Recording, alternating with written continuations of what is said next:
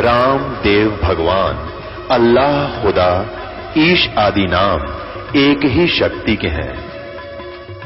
वो कैसा है, कहां है, कैसे मिलता है, किसने देखा है? ये प्रश्नवाचक चिन्ह पूर्ण रूप से हटाने के लिए अवश्य सुनिए जगत गुरु तत्वदर्शी संत रामपाल जी महाराज के अमृत वचन, सर्व पवित्र धर्मों के पवित्र शास्त्रों के आधार पर। अब क्या कहता है कि अर्जुन, ये ऊपर को जड़ वाला और नीचे को तीनों गुण रूपी शाखा वाला। अब भक्तात्मा जो आपको इस समय मिला है, अनमोल रजा परमेश्वर की आपके ऊपर, ये को बच्चे वाली बात नहीं है, असीम कृपा, बहुत पुण्यकर्मी प्राणी हो आप।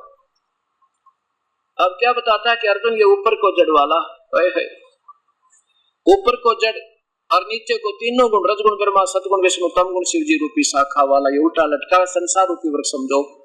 और जड़ तो इसकी पूर्ण परमात्मा है, वो परम अक्षर पुरुष, परम अक्षर ब्रह्म है।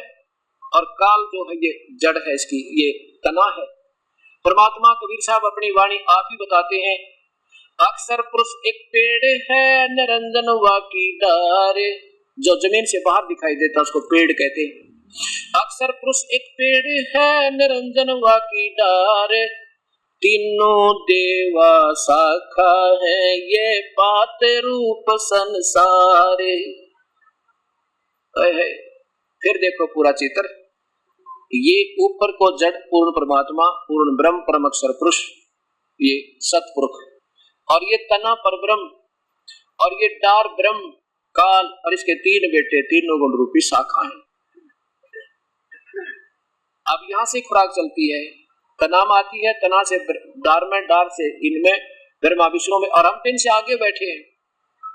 अब देखना कितना रहस्य आपको समझ में आएगा। क्या कहते हैं फिर देखिए गीता जी का श्लोक, 15वें अध्याय का पहला श्लोक। इसमें ये भी तो कमाल कर दिया कि वो तत्वदर्शी संत कौन है अर्जुन, उसकी व्याख्या इसमें डिफिनेशन दे दी। कौन? जैसे चौथे अध्याय के 34वें श्लोक में कहा, वो उन संतों ने ढूंढ ले, इस परमपिता के बारे में मैं नहीं जानता पूर्ण रूप से। अभी दिखाता हूं आपको,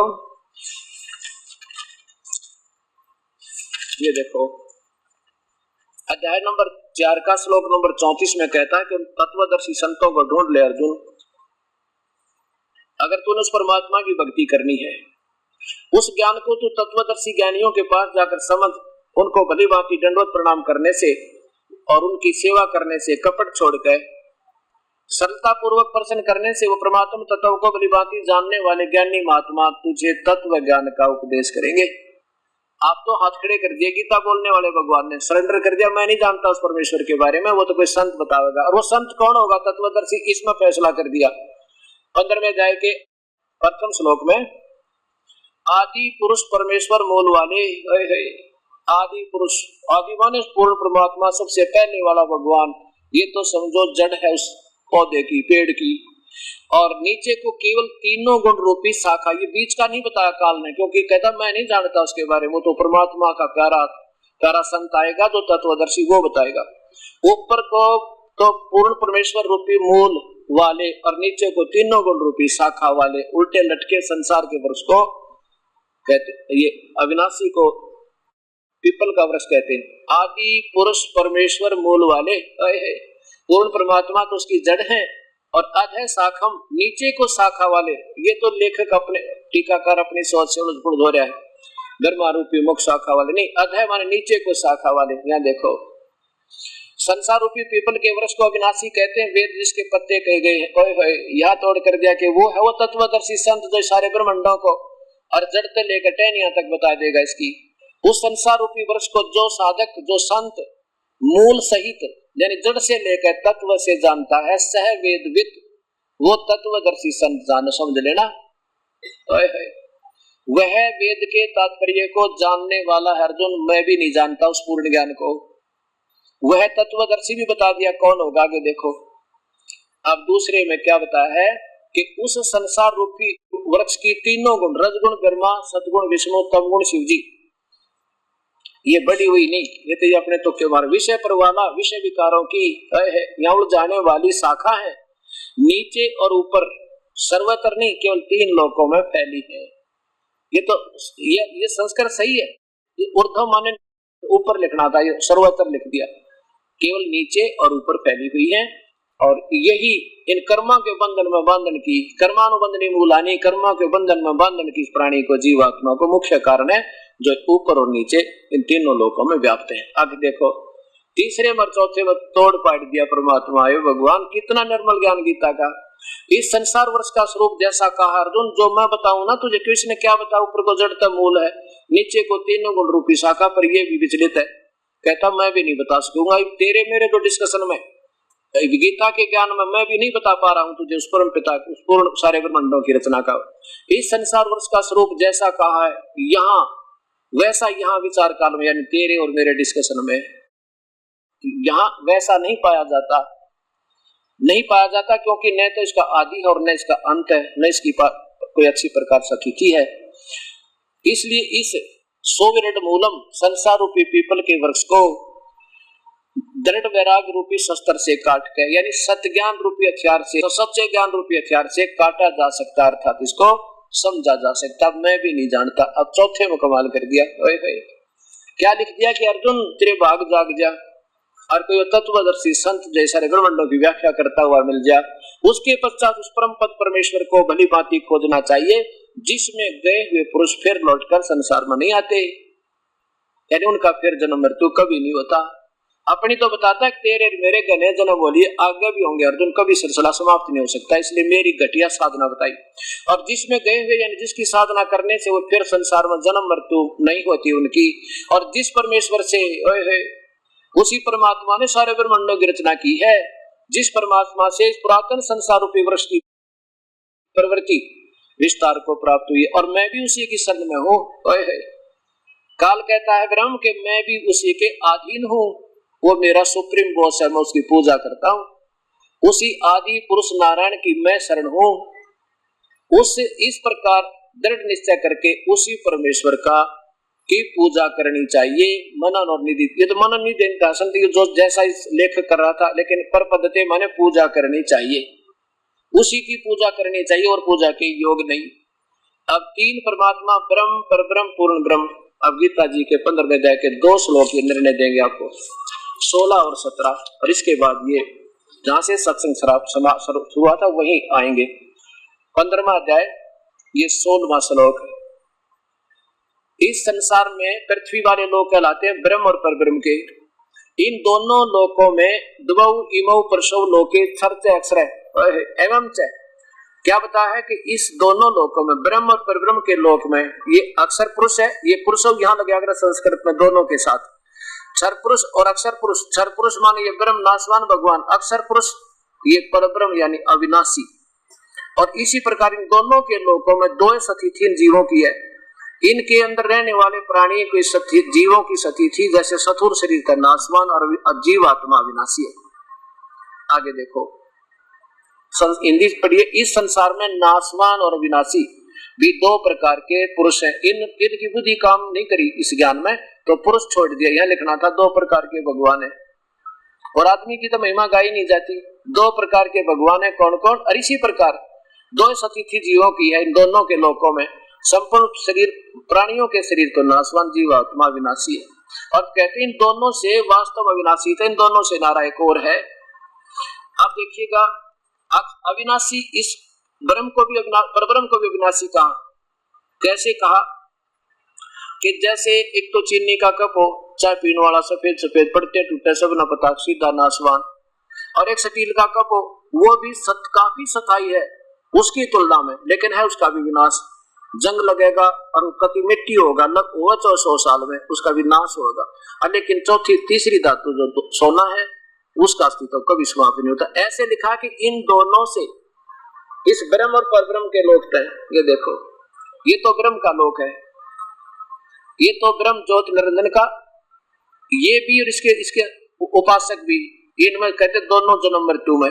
और ये इससे कुछ ज्यादा सफाई है, इसलिए अक्सर पुरुष कह दिया जैसे सटील का कप हो, लेकिन ये भी वास्तव अविनाशी नहीं है। इसलिए उत्तम पुरुषत्व उत्तम भगवान तो कोई और है जो तीनों लोकों में प्रवेश करके सबका धारण पोषण करता है। जो तीनों लोकों में जड़ प्रवेश करके सबका धारण पोषण करता है वो वास्तव में अविनाशी भगवान है। ये देखो ये पवित्र शास्त्र गीता जी अध्याय नंबर 15 का और श्लोक नंबर 15 आपने सुन लिया, 16वां सुन लिया, 17वां देखो क्या लिखा है कि उत्तम पुरुष है, वास्तव में पुरुषोत्तम, वास्तव में सही भगवान श्रेष्ठ प्रभु जिसको भगवान कह सकते हैं, वो तो इन दोनों से भी न्यारा है। उत्तम पुरुष है यानी भगवान, भगवान लिखना था यहाँ पर। तो अन्य जो तीनों लोकों में प्रवेश करके सबका धारण पोषण करता है वो अविनाशी परमात्मा परमेश्वर इस प्रकार कहा गया है। बोलो सतगुरुदेव की जय। अब यहाँ क्या डालेंगे ये लोग, कहेंगे भगवान 18वें श्लोक में लोग है मैं पुरुषोत्तम हूँ। नहीं, पुरुषोत्तम यहाँ क्या बताता है, लोक वेद के आधार पर ये नादान मुझे परमात्मा माने बैठे, मैं परमात्मा नहीं। मुझे तो इतना शक्तिशाली हूँ कि 21 ब्रह्मांडों में जो मेरे अंतर्गत जीवात्मा थी उनसे तो तगड़ा हूँ, चाहे वह जीव रूप में चाहे आत्मा रूप में, इसलिए मुझे पुरुषोत्तम मान रहे, पर मैं पुरुषोत्तम नहीं हूँ। नहीं तो यहाँ कैसे कहता है कि पुरुषोत्तम कोई और है। लोक वेद होता जो शास्त्र में कुछ हो, दंत कथा कुछ हो उसकी, इसलिए कहते मुझे पुरुषोत्तम कहे, मैं पुरुषोत्तम नहीं हूँ। वो तो पहले सारी एक निर्णायक ज्ञान दे दिया, हम तो नासवान है, मेरी भी मृत्यु तेरी भी मृत्यु। अब देखो पढ़ के, लोक वेद होता है सुना सुना क्षेत्रीय ज्ञान, वही अध्याय नंबर 15 का और श्लोक नंबर 18। क्योंकि मैं नासवान जड़ वर्ग से, मेरे अंतर्गत 21 ब्रह्मांड में जितने, क्यों सीएम अपने उसमें राज्य में तो मालिक है, लेकिन उसे बाहर कैसे हो जाएगा। तो यह कहते कि क्योंकि मैं जड़ वर्ग क्षेत्र से तो सर्वथा अतीत हूँ और अविनाशी जीव आत्मा से भी उत्तम, इसलिए लोक वेद में इस मेरे ही लोक लाख में कहते हैं मुझे पुरुषोत्तम माना, पर मैं पुरुषोत्तम नहीं हूँ। मैं पुरुषोत्तम नाम से प्रसिद्ध हूँ लेकिन मैं पुरुषोत्तम नहीं हूँ। कबीर साहब कहते हैं जो काल को करता वक्त है, जो काल को भगवान कहे तो तजय सुधा नर विष के चाक है। जो इसको भगवान मान गए न कहते वो तो जहर खा रहे अमृत छोड़ के। अब वो कहता है कौन, वो राम राय कहता है परमात्मा, ओए होए होए ये ज्ञान तो मालिक आज तक किसी ने नहीं दिया हमारे थे। तो क्या बता गरीबदास जी ने उसको प्यारी आत्मा को, तत्व भेद कोई ना कह रहे झूमक राये, पैसे ऊपर नाच सुनो राय झूमक रा। कहते तत्व वेद नहीं कह सकते, ये तो पैसे बचौने पर इन संतों गाते, बहु संख्या हो जाते कुएं में पड़ो सारे, इनमें कोई ठेका नहीं। बस तुम्हारी महिमा है कि तुम्हारी लाखों की संख्या वहां गैदरिंग होनी चाहिए। अरे इन बड़ी आत्माओं को जिन्हें भगवान की प्यास है, इनको कितना इकट्ठे कर ले तो तैयार बैठे हैं। इनको किसी ने कुछ किसी भी साधना बता दी, वही चार शर भी काटने को कह दिया, शर भी काट दिया इन्होंने परमात्मा पाने को। पर इन मूर्खा का एक जो रावण जैसी आत्मा को राक्षस बना दिया, गलत साधना करवा के दोषी संत आत्मा पूरी नहीं। तो फिर क्या कहते हैं, हे परमात्मा आज तक मेरी भी वो कहता झुमक रहा कि मेरी 60 साल की उम्र होगी मालिक, मैं तो बहुत भरना परमात्मा के लिए, मुझे कोई ये बात बताने वाला संत नहीं मिला। तो क्या बताते हैं, वो गीता जी का 7वें अध्याय का 19वां श्लोक फिर याद आता है, बहु नाम जनमानाम ज्ञानवान तमाम प्रवर्तिते और वासुदेव सर्वमति स्वयं आत्मा सुदुर्लभ। करोड़ों में कोई है नहीं रे झूमक रहा, अरबों में कोई गर्क सुनो रे झूमक रहा। करोड़ संतों में तो तुझे पाओगे नहीं, स्मारक को बताने में अरबों में अरब संतों में तुझे कोई संत मिलेगा जो गर्क, गर्क माने अब सतलोकी में मंगाने वालों की काली इतिहास सुने थे आपने, ये 4 बात सुन सुना कर कबीर साहब जी तो मेरे बता देंगे सचखंड है सतलोक है। अरे किसी का ज्ञान का बेरा नहीं। कहते गर्क का अर्थ होता है संपूर्ण ज्ञान पूरा समाधान, ऐसा संत तुझे अरबों में मिलेगा। अब अरबों में क्यों कहा, एक गांव में 5000 की आबादी हो और उसमें मेरा ख्याल में 4000 गुरु पाओगे। कैसे पाओगे, एक तो बुढ़िया किसी लड़की का लड़का हो गया बहन का, तो आप पूछेगी अपनी सास अके करो बेटी बाहर ली की बोल दे, फिर आओगी पड़ोसन गई बेटी भीतर ली की बोल दे टोकना होगी, फिर आओगी तीसरी नौगे चौराहे वाली की बोल दे इसकी, चौथी आओगी अपने समझी की बोल दे, 5वीं आओगी इसका झाड़ा लुआ लिया, फिर क्या काम तला टीका कर दे, काला तबीज बांध दे। यानी एक गांव में 5000 है तो 4000 गुरु पाओगे। और फिर ये ब्रह्मा विष्णु महेश और सतलोक और बिना कान मूंद का भगवान देख ले, ईशा की गिनती कोई ना। कहते अरबों में पाओगा जो मकराता ना ऐसा संत है। और वही ब्रह्म कहता है कि तेरे भाग जाग जा कोई संत तत्वदर्शी मिल जाए तो उसके चरणों में पड़ के अपना आत्म कल्याण करवा लेना। बोलो सतगुरुदेव पूर्ण ब्रह्म सारी सृष्टि के रचन हर कुल मालिक कबीर परमेश्वर की असीम रजा से इस पवित्र नगर जींद में ये 4 दिन का सत्संग 16 अप्रैल सन 2004 को प्रारंभ हुआ। आज इस पवित्र सत्संग का 3य दिन, जो पुण्यात्मा लगातार सत्संग में आने का सुअवसर प्राप्त कर रही है, धन्य उनके माता पिता जिनसे जन्म हुआ, और धन्य उसके पिछले संस्कार जिसके कारण परमात्मा ने उसको ये शुभ समय और शुभ घड़ी उपलब्ध करवाई। और आज आपको वो दिन, वो मार्ग, वो ज्ञान उपलब्ध है जिसका कल आप सत्संग सुन रहे थे। उसमें प्रमाण था कि अर्जुन, पहले तो ये नादान आत्मा शास्त्र गुरु साधना करते रहते हैं, जैसे तीनों गुण, रजगुण ब्रह्मा, सतगुण विष्णु, तम गुण शिव जी और अन्य देवता, भूत प्रेत पितर श्राद्ध आदि की, और मेरी पूजा अर्थात ब्रह्म साधना भी बहुत जन्म जन्मांतर के अंत के जन्म में मुझे पूजता है, यानी ब्रह्म साधना से उसका जीवन भक्ति का प्रारंभ होता है। और उस परमात्मा की भक्ति बताने वाला संत, उस सर्व वासुदेव की, सर्वव्यापक परमात्मा, सर्वशक्तिमान, कुल सृजनहार की, पूर्ण ब्रह्म की भक्ति बताने वाला वो संत तो बड़ी मुश्किल है, सुदुर्लभ है। आज परमात्मा ने आपके ऊपर दोनों रहम किए, प्रथम तो मानव शरीर, और फिर ये वो अनमोल रतन, वो ज्ञान, यथार्थ तत्व ज्ञान संदेश आप तक प्रभु पहुंचा रहे हैं इस दास के माध्यम से। तुलसीदास जी कहते हैं कि सकल पदार्थ है जगमाही, पर कर्म हीन नर पावे नहीं। अब विचार करके देखना इन बातों पे। यहाँ पर कोई भी अन्य संत आते हैं इस दास से पूर्व, शायद इस मैदान में जनसंख्या शायद ही समाती हो, इतने आते होंगे, और यहाँ पर कितने आ रहे हैं ये आपके सामने समक्ष है, प्रत्यक्ष प्रमाण है। क्योंकि ये काल नहीं चाहता, ये ब्रह्म नहीं चाहता, ऊपर से ज्ञान तो ये सही रखा, अपने कागज पूरे रखे, और अंदर से इसने सब अपनी ड्यूटी लगा रखी, सब देवताओं की, पितरों की, भूतों की, कि ये प्राणी वहां नहीं पहुंच जाना चाहिए जहां पर उस परम पिता का सत्य ज्ञान चर्चा हो रही हो। उसको मालूम है कि वहां ये गया और बात बिगड़ी, फिर तेरे हाथ बाहर, क्योंकि समर्थता की, उस समर्थ की समर्थता के आगे ये बिल्कुल विवश है। उस हंस के ये निकट नहीं जा सकता जिस पर प्रभु कबीर परमेश्वर की रजा होगी।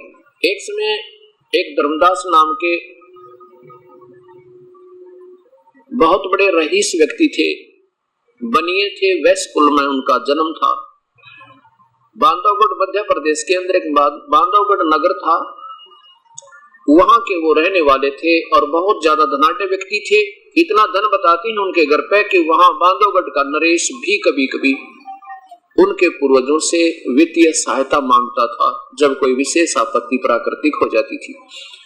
और उसके बाद प्रभु की तरफ ऐसा धन, ऐसा सब कुछ सुविधा उपलब्ध होने के बाद जिस पुण्यात्मा को फिर भी तड़प परमेश्वर की है, तो उसके पिछले पुण्य संस्कार बहुत ही ज्यादा है, बहुत ही पुण्यकर्मी प्राणी था वो, और जिसके कारण वो प्यारी आत्मा घूमता घूमता,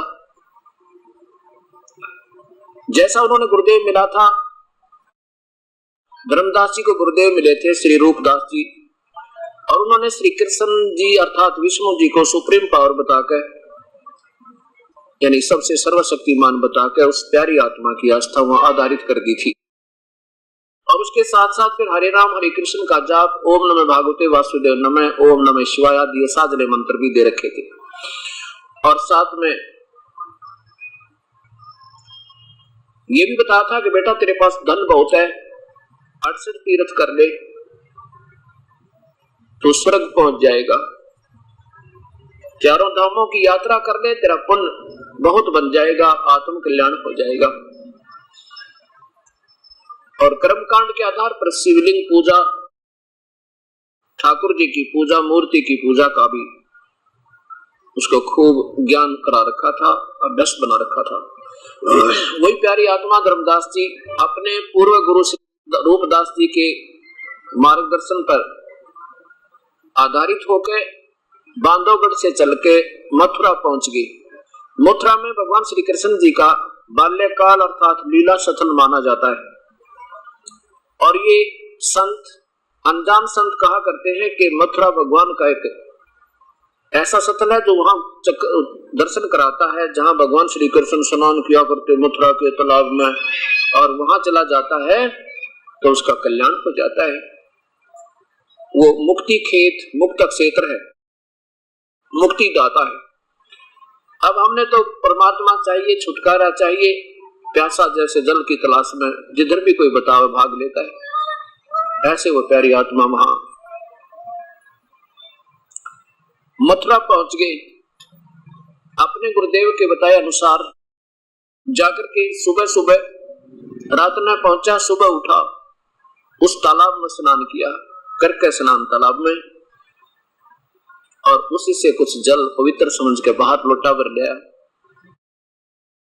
और फिर एक स्थान लीपा, कुछ अक्षेत्र मड प्लास्टर होता है, गाय का गोबर और पीली मिट्टी मिला के स्वच्छ बनाया, उसको प्लास्टर किया, लिपाई की, और फिर उसके ऊपर एक स्वच्छ चादर बिछा के पहले एक ठाकुर जी की मूर्ति की पूजा की, उसके कपड़े पुराने निकाल कर नए कपड़े पहनाए, नवा धोवा के उस ठाकुर जी की मूर्ति को, और फिर गीता जी का पाठ प्रारंभ किया। जब उसने वो लिपा पोती प्रारंभ की, उसी समय परमात्मा पूर्ण ब्रह्म, वो सारी सृष्टि के रचनहार कुल मालिक कबीर देव, एक जिंदा महात्मा का रूप बना के, जिंदा, मुसलमानों के अंदर एक जिंदा महात्मा होते हैं जो एक टोप पहनते हैं, ऊपर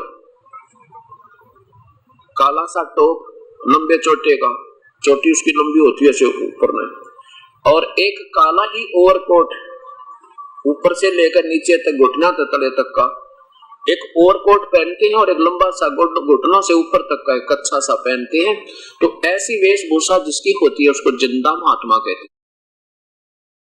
उस रूप में आकर के धर्मदास जी से लगभग 15-20 फुट की दूरी पर विराजमान हो गया, और ध्यान पूर्वक धर्मदास जी की क्रिया को देख रहा है। धर्मदास जी, सेठ धर्मदास जी सोच रहे हैं कि इस महापुरुष, इस भक्त आत्मा को मुसलमान होते हुए मेरी हिंदू की क्रिया कितनी अच्छी लग रही है, तभी तो मुझे देख रहा बार बार। और ये कुदरती होता है, भगत का भगत के प्रति स्वभाव, स्वाभाविक एक न्यारी आस्था होती है, चाहे कोई हिंदू है, चाहे मुसलमान, सिख या ईसाई। जब भगत से भक्त मिलता है उसके कुछ लक्षण न्यारे होते हैं। एक तो होते हैं मजहबी, मजहबी तो अलग होते हैं जो केवल धर्म की आड़ ले रहे होते हैं, गुण एक भी नहीं भगत का। और एक होते हैं धार्मिक व्यक्ति, चाहे किसी धर्म के हो, उनमें न्यारे लक्षण होते हैं, उनमें साधुता होती है, उनमें करड़ापन नहीं होता, विनम्रता होती है, उनके दिल में नफरत नहीं होती कि ये हिंदू है, मुसलमान, सिख या ईसाई, नहीं। तो ऐसी आस्था थी। तो धर्मदास ने देखा कि ये भक्त आत्मा तेरी क्रिया को देखकर बड़ा आसक्त हो रहा है, हो सकता है मेरी बातों का इस पे प्रभाव हो जाए, इसका कल्याण करवा दूं अपने गुरुदेव का नाम दिवा के, अगर ये मेरी सारी क्रिया सीख लेते। क्योंकि जो भी आज भक्त आत्मा, या पहले से जब से भक्ति सिलसिला चला है कि जो जो साधना कर रहा है पुण्यात्मा, उसको अपने को सत्य मान कर करा है। चाहे कोई कुछ भी करा, चाहे कोई बलि चढ़ा रहा है, चाहे कोई बकरे काट कर चढ़ा रहा है, चाहे कोई व्रत रख रहा है, चाहे कोई किसी मंत्र का जाप कर रहा है, तो उसको सही मान कर करा। और जिस दिन उसको ये पता लग जाएगा कि ये सही नहीं है, उसी दिन होए कोई नहीं, उस पर वो कर ही नहीं सकता। तो अब जो भी हम क्रिया इस ज्ञान से पहले कर रहे थे उसको बिल्कुल सही मानकर और कर रहे थे, अब जब पता लगा ये हो ही नहीं सकती, चाहे कितना यत्न कर ले, तो ये सोचकर धर्मदास जी अपनी क्रिया को, अपनी भक्ति को सुप्रीम समझकर, सबसे अच्छी समझकर, सर्वश्रेष्ठ समझ करके, और गीता जी के पाठ को उच्च स्वर में बोलना प्रारंभ कर देता है।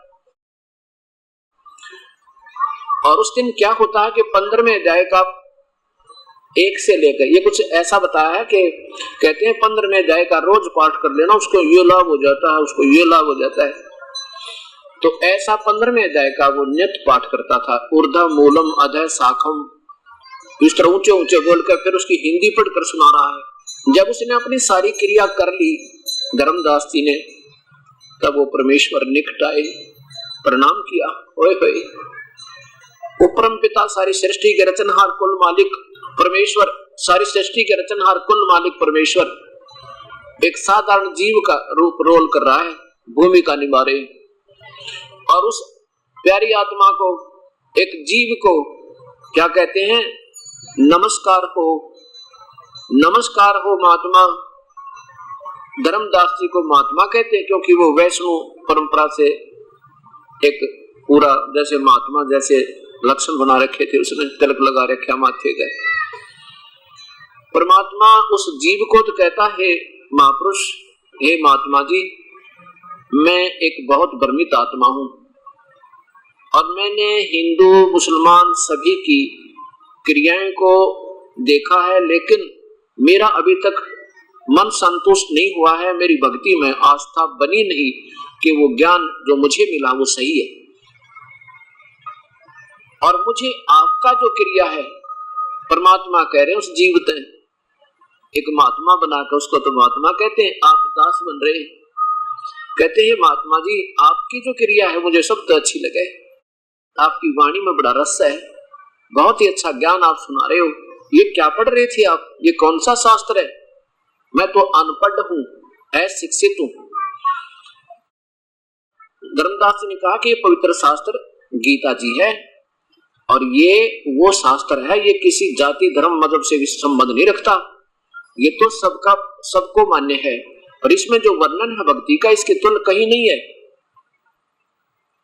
तो वो जिंदा रूप में परमेश्वर कहते हैं, ठीक है महात्मा जी, मुझे कुछ बताओगे भक्ति के बारे में, मुझे कुछ ज्ञान सुना दो मेरे मालिक। अब धर्मदास, अब जिसके पास जो क्रिया वही बतावेगा। अब जिस बोरी में खल है तो खल निकलेगी, जिसमें बूरा भर रखी तो बूरा निकलेगी। तो जैसा बताने लगा, कहने लगा मैंने ना गुरुदेव बना रखे, श्री रूपदास जी मेरे पूज्य गुरुदेव हैं, वैष्णव परंपरा से हम पूजा करते हैं, भगवान विष्णु सुप्रीम पावर है और उनके अवतार श्री राम और श्री कृष्ण जी आए थे और हम श्री राम श्री कृष्ण जी का जाप जपते हैं और शिवलिंग की पूजा करता हूँ, ठाकुर जी की पूजा करता हूँ, एकादशी का व्रत रखता हूँ और 68 तीर्थ भ्रमण करने के लिए गुरु आदेश से आज मैं आया हुआ हूँ। और जिंदा, अगर आप मेरी बात मानो ना, मेरे गुरुदेव के पास चलो, उपदेश ले लो, आपका कल्याण हो जाएगा। अब परमात्मा कहने लगे एक जीव संज्ञा में बैठ के, कहते हैं महात्मा जी बिल्कुल ठीक है, मैं देखो पहले मेरी कुछ शंकाएं हैं, उनका समाधान हो जाए तो मैं जरूर उपदेश ले लूंगा। मुझे तो नाम चाहिए, भगवान परमात्मा चाहिए, मुझे ना कोई जाति चाहिए ना कोई मजहब चाहिए। हम आज किसी जाति मजहब से संबंधित हैं, कल मृत्यु हो जाएगी, ना जाने कहां जाएंगे, ना हमारी जाति रहे ना मजहब रहे। इस बात से धर्मदास जी बड़े प्रभावित हुए कि बड़ा सुलझी हुई आत्मा है तो मुसलमान हो गए, अरे इतनी विनम्र बातें कर रहा है। तो कहने लगा, आप मैं बताऊं, रोज गीता जी का पाठ करता हूं। कबीर साहब कहने लगे, एक बात बताओ महापुरुष, इस पवित्र शास्त्र के पाठ करने से क्या लाभ होगा अपने को? कहने लगा, स्वर्ग में मुक्ति हो जाएगी, मुक्ति रोज पाठ करते। गीता में लिखा है 18वें अध्याय के लास्ट में कि अर्जुन तेरे और मेरे इस संवाद को जो रोज पढ़ेगा उसका कल्याण हो जाएगा और मुझे ही प्राप्त होगा। तो परमात्मा पूछने लगे, भाई एक बात बताओ महात्मा जी, देखो मेरी शंका का समाधान करियो, नाराज मत हो ना, क्योंकि पता था परमेश्वर ने कि अगर मैं सीधा कह दूंगा ना तेरी पूजा ठीक को नहीं, तो ये सुना नहीं और उठ कर चला जाएगा यहाँ से। तो परमात्मा कहने लगे, देखो मैं एक आपसे अर्ज करता हूँ कि गीता जी के केवल पाठ मात्र से मुक्ति हो जाएगी। और वाह जी वाह, वैसे थोड़ा कहते हैं हम। धर्मदास बोला, कबीर साहब बोले, देखो कोई जमींदार था और उसकी शादी के लगभग 15 वर्ष के बाद कोई पुत्र प्राप्ति हुई। 20 वर्ष के बाद जब वो पुत्र 12 वर्ष का हुआ तो उस वृद्ध की आयु लगभग 65 वर्ष होगी। अब जमींदार किसान ने सोचा कि तेरा पुत्र बालक है और कोई ऐसा पड़ोसी ऐसे ही होते हैं, कोई नहीं सहयोग देगा मेरे पुत्र को, और इसको अभी मेरे व्यवसाय का अनुभव नहीं है, क्यों ना मैं अपने जीवन का अनुभव हर क्रॉप वाइज यानी फसल का के नारे लिख दूं और उसको कब दी जाती है, कब किस समय इसका समय होता है, कब पहली वाटरिंग यानी पहला सिंचाई होती है, कब दूसरी होती है, फिर क्या सिंचाई होगी, कि इसका कितना ऐसा होना चाहिए, फिर ये कैसे कैसे इसको निकालना है, फिर कैसे अलग गेहूं से करना है। उस जमींदार ने एक बही में यानी एक डायरी में पूर्ण रूप से अपना सब अनुभव पूरा लिख दिया हर फसल का, और कहा बेटा तू इस रोजाना जब कभी विचलित हो जावे तो इस बही में लिखे लेख को एक बार पढ़ लेना, रोज पढ़ ले तो और बढ़िया, क्योंकि तेरे याद रह जाएगी, और नहीं तो जब भी विचलित हो तो इस लेख को अवश्य पढ़ना, तो अपने इस कार्य में सफल होता रहेगा। और धर्मदास जी एक बात बताओ महापुरुष, और वो पुत्र पिता तो मर गया, मृत्यु सभी की होने एक दिन जाना ही, सबने शरीर त्याग गए। अब लड़का जवान हुआ, फिर वो उस लिखे हुए लेख को नित पढ़े और रख दे, उसकी मत्था टेक के उसकी धूप आरती करके और उसको रख दे, और जैसे उस बही में लिखा था, डायरी में लिखा था, ऐसे वो करेगा नहीं जमींदार का पुत्र, तो क्या वो धनवान हो जाएगा? क्या उसको फसल हो जाएगी जो उसमें विवरण लिखा था? अब धर्मदास समझता गया कि तेरे तो निचले बर्तन पर मारी खोद इसने, क्योंकि देखो ऐसी कोई बात नहीं, आप विद्यार्थी हो और हम टीचर हैं, और जिस टीचर के पढ़ाने की थ्योरी बढ़िया होता है, बच्चे ने घर जाकर किताब उठाने की एक आधी जरूरत पड़ा करे। अगर टीचर ठीक हो तो बच्चे को ऐसे ढंग से समझा देगा कि उसको संशय नहीं रहेगा। लेकिन अभी तक हमने जो टीचर मिले थे वो आउट ऑफ सिलेबस पढ़ाने वाले मिले, जिसके कारण हमने वो वास्तविक ज्ञान अभी है नहीं हमारे अपने पास। अब वास्तविक आता है तो अवास्तविक उसमें बाधक बन जाता है। तो क्या किया, धर्मदास समझता गया बात क्या कहना चाहते हैं। कबीर साहब बोले देखो, पवित्र गीता जी एक अनमोल शास्त्र है, खजाना है ये, और चारों वेदों का ये सार है।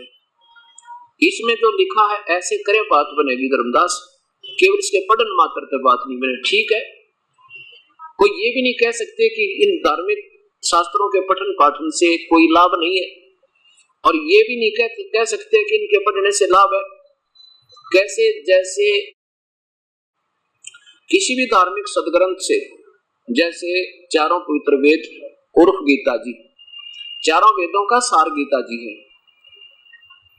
और पवित्र बाइबल, पवित्र कुरान शरीफ यानी पवित्र कुरान और पवित्र गुरु ग्रंथ साहिब, पवित्र कबीर परमात्मा या गरीबदास या गीसा संत या दादू साहेब आदि की वाणी, ये एक बहुत ही अच्छे सदग्रंथ होते हैं। और इनमें से कुछ अंश निकाल कर सुबह का नित्य बना लिया, सुबह की आरती वगैरह निकाल ली, या चारों वेदों में से एक मंत्र निकाल लिया, ओम भूर्भुवः स्वः तत्सवितुर्वरेण्यं भर्गो से आदि। तो ये तो चारों वेदों से दो दो अक्षर ले रखे हैं, और ये वो क्या कहते हैं, परमात्मा ऐसा है, परमात्मा ये कर देता है, परमात्मा वो कर देता है, इसका वजन करना चाहिए, सबके वजन के योग्य है। और ऐसे ही हर शास्त्र में संकेत है कि प्रभु की भक्ति बिना जीव अधूरा है। अब हम उसको पढ़ रहे हैं, तो धार्मिक ग्रंथ सदग्रंथों को पढ़ने से क्या होता, हमारी ज्ञान यज्ञ हो जाती है। ज्ञान यज्ञ, सत्संग से सुनने से भी ज्ञान यज्ञ भी होता है, ये बेनिफिट भी आपको मिलता है। अब यज्ञ क्या होती है? 5 यज्ञ है। एक यज्ञ है धर्म की, दूसरी यज्ञ है ध्यान, और तीसरी यज्ञ हवन की, चौथी यज्ञ प्रणाम, और 5वीं यज्ञ ज्ञान है। इन 5 यज्ञों के करने से प्रभु प्राप्ति नहीं होती, ये प्रभु की प्राप्ति में सहयोगी होते हैं। जैसे किसान ने बीज दिया, फसल बीजी, और फसल बीजने से पहले क्या प्रोसीजर तरीका होता है कि उसको फसल को संवारा जाता है ट्रैक्टर या किसी हल से, और उसके बाद फिर उसमें बीज बीजा जाता है, बीज के फिर उसमें खाद और पानी डाला जाता है। अब बीज तो समझो मूल नाम, बीज जो है वो निज मंत्र, नाम जाप करने का जो मंत्र होता है वो तो बीज समझो, और फिर खाद और पानी समझो, 5 यज्ञ ये खाद और पानी का काम करती है। यदि बीज नहीं बीजा और खाद और पानी डालते रहे तो व्यर्थ। और बीज बीज के खाद और पानी नहीं डाला तो व्यर्थ। अब ये समझना आपने इन शास्त्रों को कि यदि हम कोई यज्ञ करता, जैसे हवन एक यज्ञ है, हवन उनमें से एक यज्ञ हवन है, उसको किसी तरीके से कर लीजिए, चाहे तो लकड़ियों में लकड़ी जगा कर जलाकर उसके ऊपर घी डाल दो, वो घी ने काम करना है, लकड़ियों ने तो उसको सहयोग देना जलाने में बस, बाकी चाहे चंदन की हो चाहे सूखी लकड़ी हो। लेकिन लकड़ियों को जलाने से कार्बन डाइऑक्साइड ज्यादा होती है, और हम कैसे करते हैं, हवन को एक जोत लगा देते हैं अच्छी मोटी बनाकर, और उस जोत में वो घी जलता रहता, जोत के माध्यम से, जोत तो सारी जलती भी कोई ना, घी जल जाए 1 किलो चाहे 10 किलो जला ले उस जोत के माध्यम से, तो उसमें कार्बन डाइऑक्साइड नहीं होती इतनी जितनी उन लकड़ियों के ढेर में। इतने घी का इफेक्ट और इतना कार्बन डाइऑक्साइड दोनों बन गई, क्योंकि किसी चीज के जलने से कार्बन डाइऑक्साइड अधिक बनती है, और घी के जलने से 10% बनती है घी से, बाकी 90% उसका दूसरा तत्व बनता है। तो हम हमारे भगवान ने, परमात्मा ने उस यज्ञ करने का तरीका ऐसे बनाया, और बाकी लोगों ने, ऋषियों ने अपना, क्योंकि राजा लोगों के ज्यादा प्रभावित होते थे, राजा लोग ये करवाते थे, वो कोई मन घी फूका करते, अपने जंतर मंतर बनाकर बड़ा सा कुंड बना दिया, उसमें लकड़ बाढ़ दिए, उसके ऊपर घी डालने जाते, कोई बात नहीं, हवन ऐसा है तो भी वही बात है। लेकिन अगर रुई लगा करके एक जोत जलेगी इतनी और घी जल जाए 10 किलो आपके सामने जला के दिखा दे, तो उसमें कार्बन डाइऑक्साइड नहीं बल्कि ज्यादा वो अपना वास्तविक तत्व ही बनता है। ऐसा दास ने, यानी हमारे संतों ने, परमात्मा ने, कबीर परमेश्वर ने ये हमें तरीका बताया, हमें ऐसा अपना रखा। फिर एक ये क्या धर्म की, जैसे यहाँ भंडारे चल रहे हैं, अब जैसे ये अनमोल भंडारा एक पुण्य परिवार करा रहा है पूरा का पूरा, और इसे मिलकर देखना, पहले ही अपना हैंड टू माउथ थे, यानी रोजी रोटी मुश्किल तो चले थी, और 4 साल 5 वर्ष नाम लिए, आज ये अखंड भंडारे शुरू करवा दिए। ये समर्थ की शक्ति परम पिता से जब हमारा मेल हो जाएगा, परम शक्ति थे जो ब्रह्मा विष्णु महेश ब्रह्म और परब्रह्म का भी दाता है, वो जड़ रूपी परमात्मा, तो उसकी सच्चे ढंग से जो सीधी शास्त्रों को साधना प्रारंभ करेंगे तो हमारे पुण्य गणे होंगे, और उनका बेनिफिट वो परमात्मा हमें सीधा प्रारंभ कर देता है, जिसके कारण अब ना तो हमने लूटने की जरूरत पड़ा, ना किसी की झूठ बोलने की, और ना किसी की चोरी की, ना मिलावट की। इतना धन देगा परमात्मा। पहले तो ये क्या करेगा कि आपके होने वाले हानियों को, हार्म्स को, वो नुकसान को बंद कर देगा, जिसमें आपके लाखों रुपए लगने थे, बीमारी में कितना नुकसान होना था, कोई पशु बिगड़ना था, तो वो बेनिफिट प्रारंभ हो गया आपको। हम लूटते हैं इसलिए कि अपना कारोबार, अपना घर में सुविधा बनाने के लिए, और वो पाप तो ज्यों के तो बढ़ जाते हैं और पैसा उतना ही बर्बाद हो जाता है। तो इसलिए हम परम शक्ति से संबंधित न होने से, सतज्ञान सतभक्ति न करने से, सतज्ञान के अभाव से हम साधना भी करते थे और हानि रह जाती। एक ये क्या धर्म की, जैसे यहाँ अखंड भंडारे चल रहे परमात्मा के सदा व्रत, 4 दिन तक कोई किसी टाइम और खाना खाओ, यहाँ कौन आएगा कि हम परमात्मा की प्यारी आत्मा आएगी, दूसरा आ नहीं सकता। और यहाँ खाना खाने नहीं आएंगे, प्रभु की चर्चा अर्थ आते हैं, और ऐसे आने वाले महापुरुषों के, भक्त आत्माओं की प्यारों को जो भोजन खिला दिया जाता है, वो प्रभु उसको 1000 गुना बेनिफिट ज्यादा देता है। एक तो आम आदमी ने खाना खिलावा, तिथि आ जा घर पर, उसका भी लाभ है, लेकिन ऐसे शुभ समागम के माध्यम से जो पुण्य किया जाता है विधिवत साधना से, इसका बहुत ज्यादा बेनिफिट है। तो एक धर्म यज्ञ, और दूसरी यज्ञ ध्यान।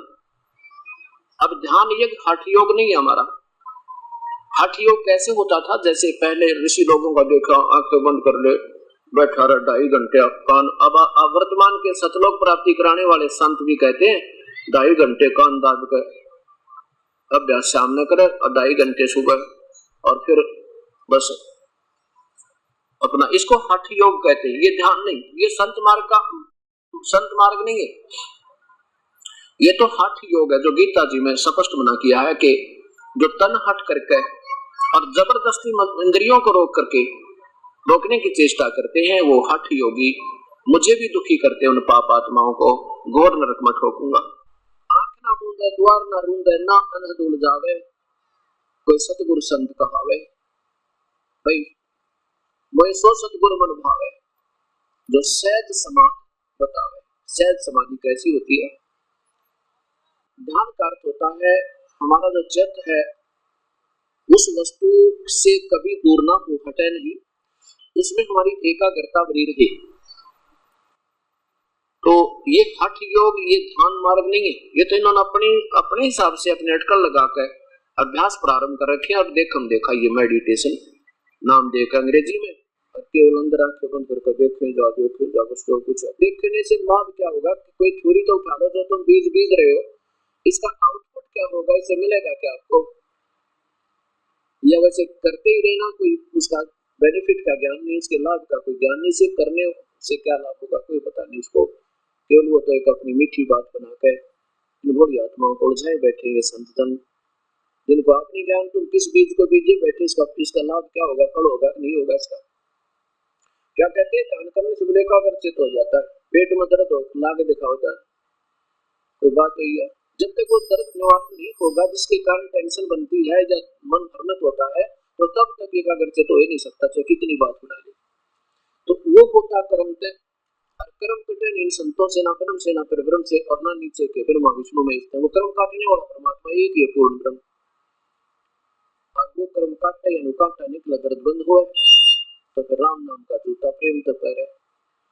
अब क्या होता ध्यान, जैसे आपने कोई लड़की की शादी करनी हो गरीब आदमी ने, और 50,000 रुपए उधार ले लिए, ब्याज पे लोन ले लिया, और उसको तिजोरी में रख दिया, हफ्ता रह गया ब्याह का, और चला गया निमंत्रण देने के लिए, और पहुंच गया माना 500-800 किलोमीटर शाम के समय, और सुबह जब चला वहां से अपने लेकर के तिजोरी से कुछ किराया लिया, और गलती से वह तिजोरी खुली रहेगी जिसमें 50,000 रुपए रखे थे, और पहुंच गया 500 किलोमीटर, और पहुंचा रात के 8-9 बजे, और वहां जाकर याद आया तो तेरे की तो वो तिजोरी खुली छोड़ा, वो अलमारी खुली छोड़ दी जिसमें 50,000 रुपए रखे थे। हे परमात्मा, कोई निकम्मी आत्मा ना चली जा, कोई अड़ोसी पड़ोसी आ जा, कोई पैसा दिखे बात तो सबकी नींद खराब हो जाया करे, मन में ना जाने के बात आने लगी। अब वो वहां चुप करके बैठा है, सबको सबसे बात भी कर रहा है, रिश्तेदारों को निमंत्रण भी दे रहा है, लेकिन उसका चित्त हमें उस अलमारी से नहीं हट रहा। एक सेकंड में उसकी रह गए परमात्मा 50,000 रुपए मुश्किल से लोन लिया था, 20 जगह घूम गए, कोई देने को तैयार भी नहीं था। हे परमात्मा, ये क्या होगा मेरा, वापस आ जाएगा। और चाहे वो 100 व्यक्तियों को मिलता है, उसका एक सेकंड भी चित्त उस अलमारी से नहीं हट सकता। ये हमारा सहज समाधि है, इसको सहज समाधि कहते हैं। ये संतों का ध्यान होता है। जैसे ये दास आपको 4 दिन में इतना परिचित करवा देगा उस परम पिता की शक्ति से कि जैसे जब हमने किसी वस्तु के गुणों का ज्ञान हो जाता है, फिर उसकी पाने की तरफ एक अजीब बन जाती है, और फिर आपको जब तक वो वस्तु ना मिलेगी आपका चित्त यहाँ से वहां से हटेगा नहीं। अब जैसे आपको पता लग जाएगा कि हम कहाँ बैठे हैं, इतने भयंकर सतन पर बैठे हैं जिसका कोई अनुमान नहीं। आज हमें सब सुख नजर आते हैं, कल ना जाने के बिजली गिर जाएगी और परिवार विनाश हो जाएगा, क्योंकि यहाँ काल का लोक है, और 1 लाख मानव शरीरधारी प्राणियों का युग काल, यो ब्रह्मा विष्णु महेश का पिता, ये सदा शिव, जिसको ब्रह्मा कुमारी वाले लोग कहते हैं, ये शिव है पूजा की योग। ये 1 लाख मानव शरीरधारी जीवों का रोज आहार करता है, और आज 1 लाख परिवार पर टक्कर मार रहे हैं, रो रहे हैं, उनके घर में रोटी नहीं पड़े, और बाकी के बची हुई, और बाकी के फिर सबने एक दिन सबका नंबर आना है। तो कहने का भाव ये कि जब आपको ये पता लग जाएगा कि हम तो गलत स्थान पर बैठे हैं, ये तो बहुत भयंकर स्थल है, ना जाने कब की बिजली गिरेगी, और हम तो बहुत गलत स्थान, तब यहाँ से आपका चित्त हट जाएगा, और मजबूरी होगी जहाँ कैसे, उसके लिए आपने संरक्षण चाहिएगा, जो परम पिता का आपको संरक्षण मिलेगा। उसके बाद क्या होगा कि कान आपको बिल्कुल दबाव बंद कर देगा, आपके ऊपर कोई उसका कनेक्शन नहीं रहेगा, ये परमात्मा आपको अलग उससे कनेक्शन काट लेगा और अपने शरण में ले लेगा। उसके बाद इस काल का दबाव आपके ऊपर नहीं रहेगा, तब आपको और डर लगेगा परमात्मा कहीं के फिर न रह जाए इस काल के जाल में, और फिर आपका जो पल पल ध्यान यहाँ से ऊपर पहुंचेगा, एक पल भी नहीं हटेगा आपका। जैसे कोई आपत्ति में कहीं बंद हो जाए कैद में, आलू की तो कैद में बंद हो जाए, और फिर उसको पल पल याद आओ अपने बच्चों की, परमात्मा कब छुट्टी मिले, तो बड़ी गलती फिर तो पड़ोसी इस प्रकार हमारा जो चित्त है वो एक पल भी दूर नहीं होगा। ऐसे आपका फिर अपने आप उस परमात्मा में इतना अट्रैक्शन बन जाएगा। इसको सहज समाधि कहते हैं। ये है संतों का मेडिटेशन, ध्यान। कैसे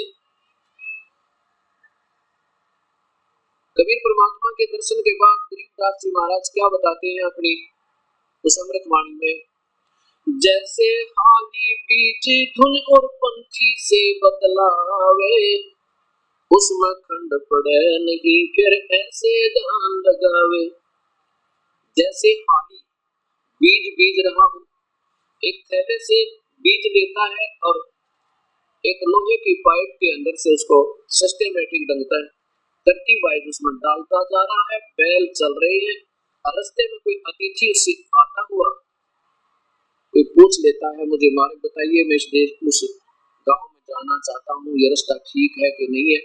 तो वो बीज भी बीज रहा है और फल भी चला रहा है, उसमें बिल्कुल रोकता नहीं उसको, और कह रहा है कि आप सीधे जाइए, वहां जाकर के बाएं तरफ जाइए, वहां कुआं मिलेगा, उससे आगे कुएं से राइट को दाएं तरफ हो जाना, वहां एक नीम का वृक्ष होगा, उससे सीधा रास्ता जाएगा, वहां 3 रास्ते होंगे, बीच वाले से चला जाना, और साथ में वो बीज भी बीज रहा है। यह परमात्मा कहते हैं जैसे खाली बीज धुन, बीज में धुन माने लौ लग रही है उसकी, धुन माने उसकी लौ, एकाग्रता। जैसे खाली बीज धुन और पंथी से बदला, पंथी माने यात्री तक बात करें, और वहां में खंड पड़े नहीं भाई, ऐसे ध्यान लगावे, हमारा ऐसे ध्यान है जैसे आपस में बैठ गई 2 घंटे का सफर हो, अपने मालिक का भजन करता था, उसके चेत अटैक हो, चलते फिर चलते नाम भी जपे, और किस लिए जप रहा हूँ, क्योंकि हमने वहां जाना है, इस उद्देश्य से इस मंत्र को जाप करते करते आपका मेडिटेशन भी साथ हो रहा है। इसको ध्यान कहते हैं। एक यज्ञ धर्म की, दूसरी यज्ञ ध्यान, तीसरी यज्ञ हवन की। हम एक देसी घी की जोत प्रतिदिन लगाने की प्रार्थना करते हैं सभी भक्तात्माओं से। आदेश है ये कि रोजाना सुबह और शाम एक रुई की जोत बनाकर, और उसमें जितना उचित हो सके 50 ग्राम, 20 ग्राम, 100 ग्राम तक घी आप आराम से डाल दीजिए, चिंता मत करिए। कहते हैं देते को हर देते है, जहां तहां से आए, और नहीं दिया वो मांगते फिरियो, फिर परमात्मा सुने ना काम। धर्म तो 10 के नीचे 10 के तीनों लोग, और इस खैर आए तुम्हें खैर है वही कीजिए भोग। चिड़ी चोंच पर लेगी नदी ना घटो नीर, दान दिए दिन घटे नहीं, कहते साहब कबीर।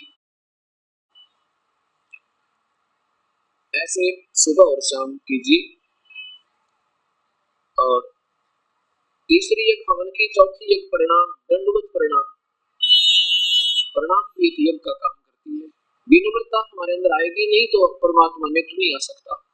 दंडवत कौन कर सकता है, वो करेगा जिसमें ईश्वरीय शक्ति हो जाएगी, यानी भक्ति की कमाई बन जाएगी। और जब तक आपके अंदर भक्ति की कमाई नहीं है तो आप प्रणाम नहीं कर सकते, सिर झुके नहीं आपका। कैसे, जैसे सरसों होती है, सरसों और उसकी फली होती है प्रारंभ में, वो फली ऐसे खड़ी रहती है ऊपर को, कब खड़ी रहती है, जब उसमें कच्चे दाने होते हैं, उसका वो कीमत नहीं होती, ना उसकी खल बने ना तेल बने खाने के लिए।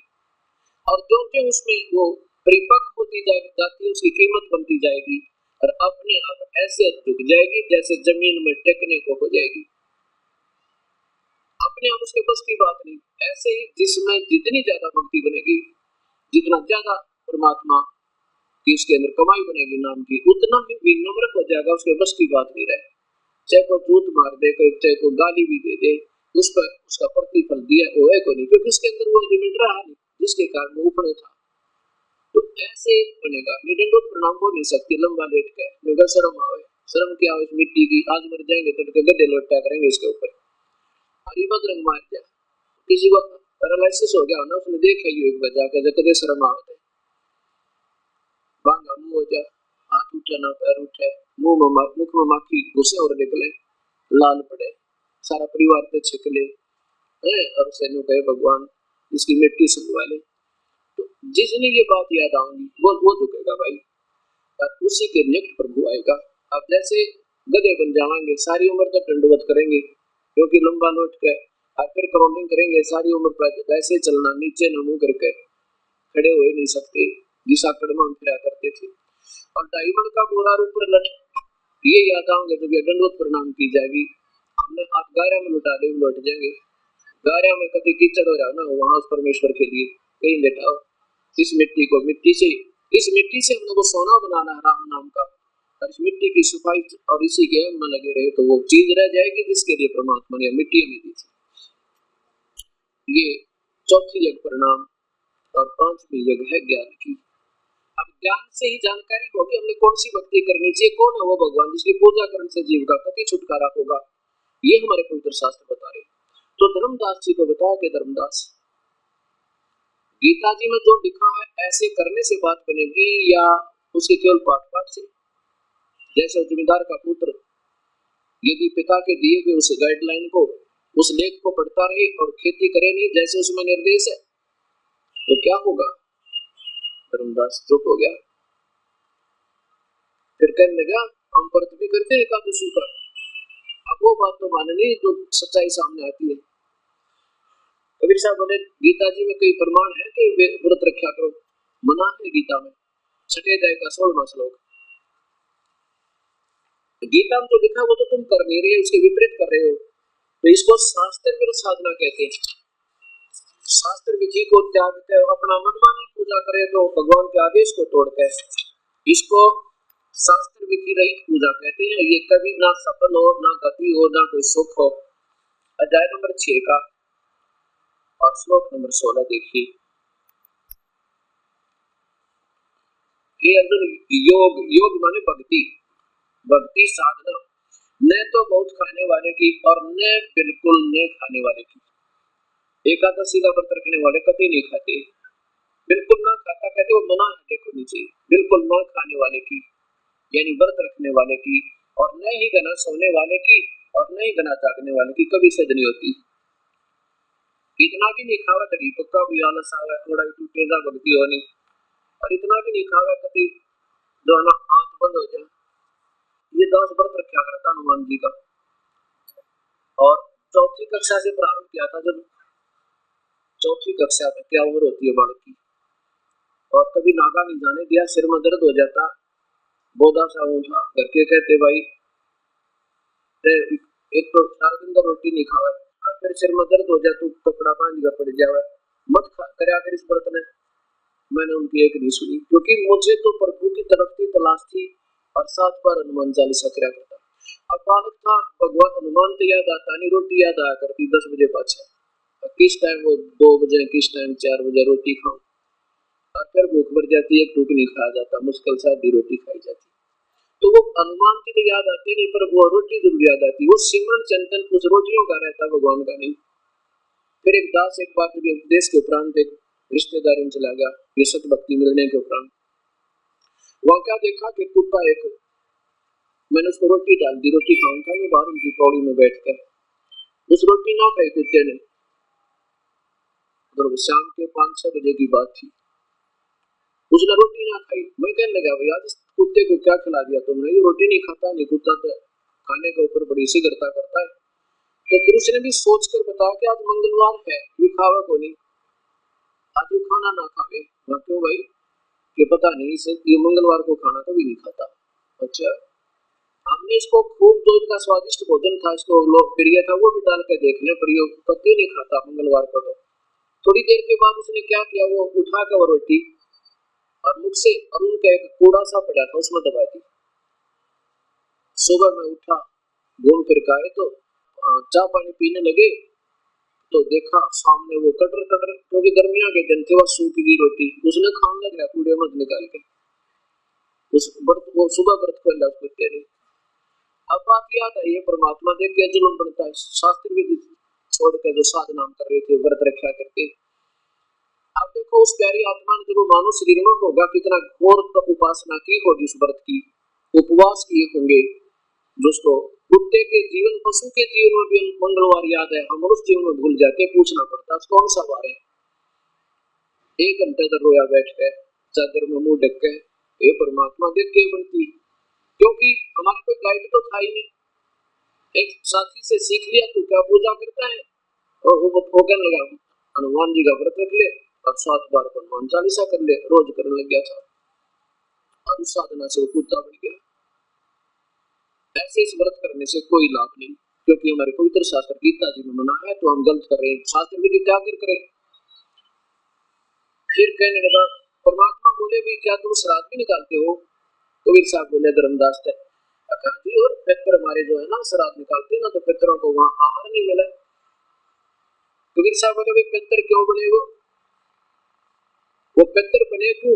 वो यही पूजा करते थे धर्मदास, तो तू कर रहा है, वो श्राद्ध निकाला करते, तुम पितर पिंड भरवाया करते, फूल उठाया करते और पितरों की पूजा करते थे, और ये गीता जी का पाठ करा करते, रामकृष्ण की मनमुखी पूजा करते थे, वो इसी से तो पितर बने।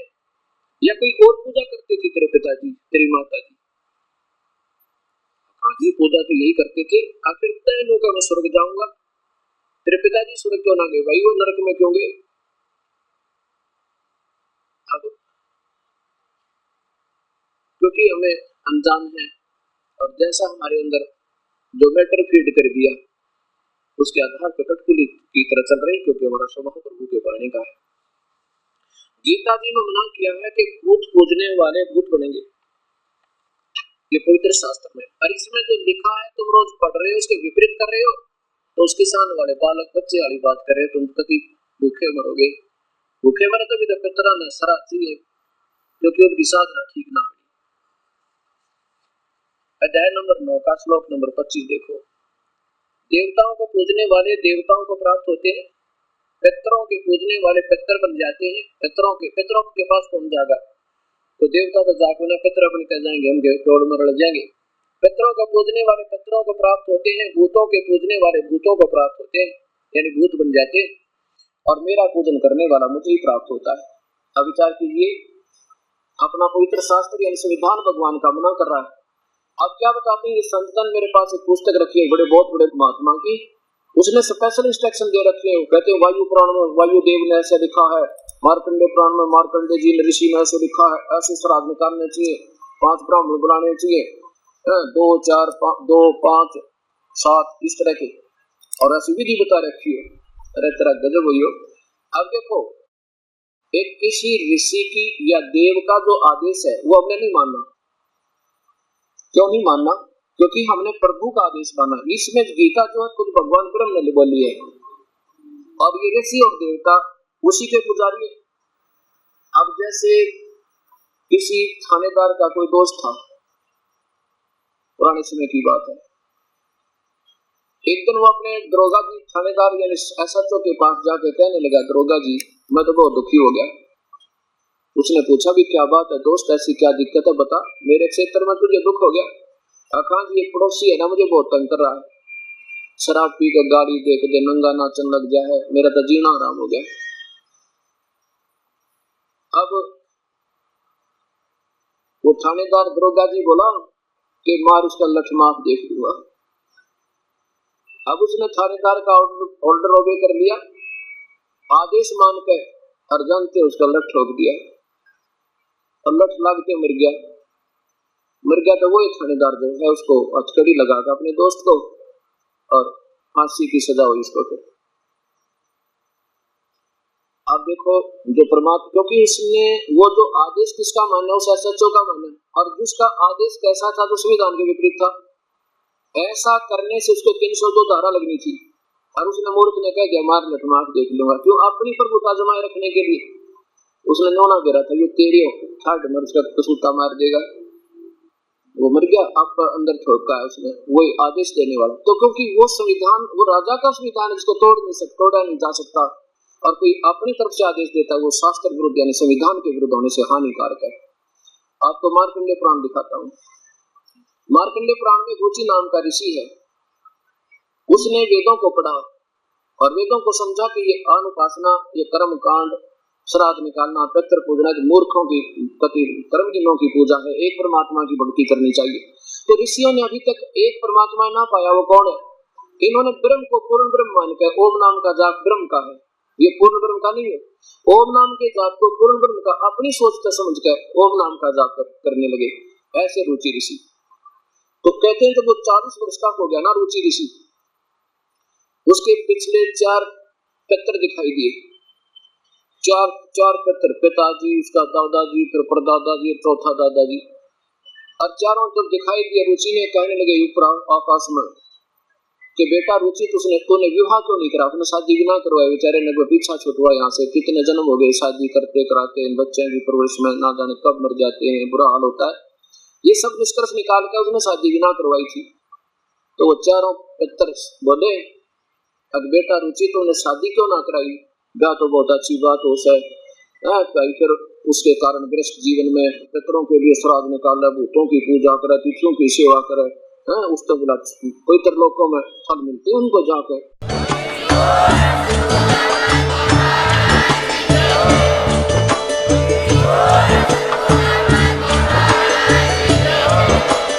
आप सुन रहे थे जगत गुरु तत्वदर्शी संत रामपाल जी महाराज जी के मंगल प्रवचन। अधिक जानकारी के लिए विजिट कीजिए हमारी वेबसाइट www.jagatgururampalji.org। संत रामपाल जी महाराज जी के शुभ आशीर्वाद से पूरे विश्व भर में 500 से भी ज्यादा नाम दीक्षा केंद्र हैं, जिन पर संत रामपाल जी महाराज जी द्वारा ऑनलाइन निशुल्क नाम दीक्षा दी जा रही है। अपने नजदीकी नाम दीक्षा केंद्र का पता करने के लिए संपर्क करें 8222880541।